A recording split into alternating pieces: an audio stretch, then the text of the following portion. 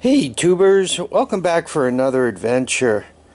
So I was going through my normal routine of cruising Craigslist and eBay and Facebook and Let It Go and so forth. And I ran across a deal on a 2007 Kawasaki Prairie. Interesting deal. That image I was just showing you was the Prairie itself. It was involved in a fire. It did not catch fire, but it was involved in a fire. And come on, you guys could see it right there. What it looks like. All the plastic melted off of it. That's the motor.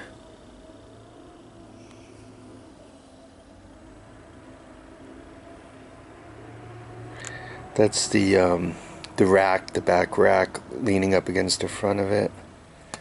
Not a great image. That's the gas tank. Looks like the gas tank is intact, but there's a cover that goes over it that melted all over it. That's it at a distance.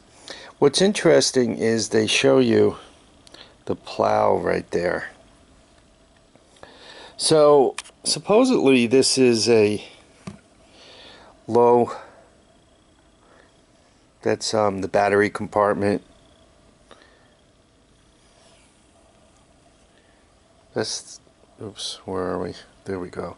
There's the seat, and you could see he's not showing you the top of the seat, but that's the pan, the seat pan. And that looks like it. Yeah, that's it for the series. So I called him up last night, and the thing is not running. The wire harness is all burned up. And you know, I'm chatting with him, and he's going, you know, the motor is worth almost the entire $800, plus you got the tires. And I'm just looking at the rig, and I'm saying, yeah, but it's not running. It doesn't have a Kickstarter. I mean, one could go up to it with a jump pack and try to turn it over and see what's going on with it that way. But you gotta hope that it starts, because the first thing you're doing is you're putting out $800. Now you drag the thing home, and with the magic ignition box I get it running, but for it to have any real value you really want to get back to the OEM ignition system. He claims he found a wire harness and a key switch on eBay, and he says the wire harness is burnt up, but not completely burnt up. So you really want to get it back to the OEM ignition system to have any value. And as a matter of fact, you really want to get it back to the OEM plastics, or a set of the right plastics for it to have any value. And once you do put it all together, you have a 2007 Prairie. I'm not quite sure the plow comes with it, but let's just pretend it does. So around me, a Prairie 360 4x4 2007. I don't know. You could kind of get one that somebody didn't burn up first, as in have it catch fire first, or have it involved in a fire first. I don't, $2,500 to $3,500.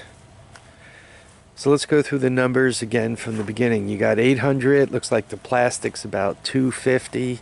I'm not sure if you get all the plastic for 250. It says complete set, but I don't know if you get the like inner fenders and that silly thing that goes around the dashboard and some of the other trivia. It is an interesting project because it's the kind of project you could kind of, you know, bring into the garage and put it up high and spend some time sorting through it during the winter. that from that point of view, it's interesting. But from a money point of view, it strikes me as if you got to put a battery into it. That's another $50. Looks like there's a shifting mechanism on the right-hand side down by the gas tank for going forward, reverse, high and low. That's another $50. It just strikes me. I don't know if any of you guys who've ever dealt with a burnt up all-terrain vehicle or burnt up quad or anything like that, but it just strikes me it's a tough one. And the scary thing is, once you're done, honestly, once you're done putting it all together, if there's any engine or transmission or drive problems from axle, he didn't show the conditions of the boots for any of the CV joints, any of that stuff. The tires were intact, so I'm gonna kind of assume the CV joints and all were. But even after tires were exposed to that kind of heat, are they any good anymore? Once again, they looked good. They looked fine. This one happens to come with the title, and it doesn't say scrap on the title. I don't know. It just strikes me as if when you're done with it, you'll have at least half the value invested from a cash point of view in buying it. And then I think one would also, I mean, you got your labor, though it doesn't look horrible to work on. I don't know. Any of you guys ever deal with one of these before? When I talked to him on the phone, we kind of went back and forth and how much and what's it worth and all that.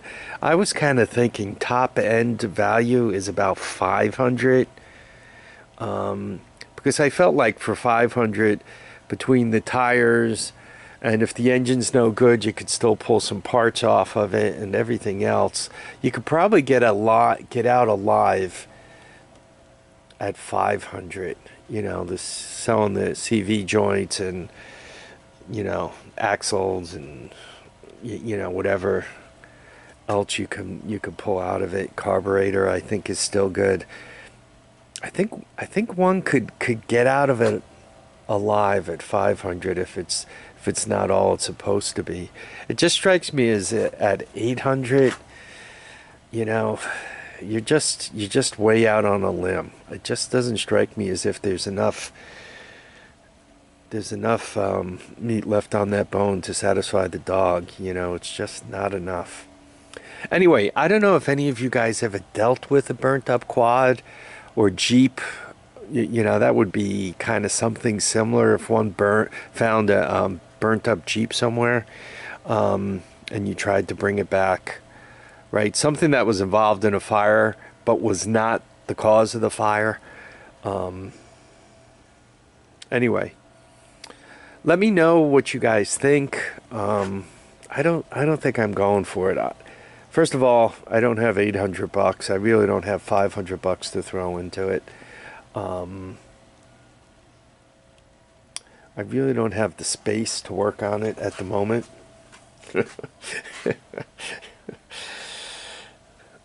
Many of you ask how I find these deals. Quite honestly, I'm always working on a deal. I'm happiest when I'm working on a deal. I love it when I have a fresh deal coming in, something new to play with. You could probably tell by all the unfinished projects floating around my home. But that's kind of what I like. And I must admit, I kind of like the fast deals. And this would be a relatively quick one. One would determine very quickly if it'll start and if it'll move. That burn up would be pretty quick about that. Then one orders plastic and you start putting plastic on it. Yeah, I just keep running it through my head though. 800 just seems to be a little bit too much. Let me know your thoughts, guys.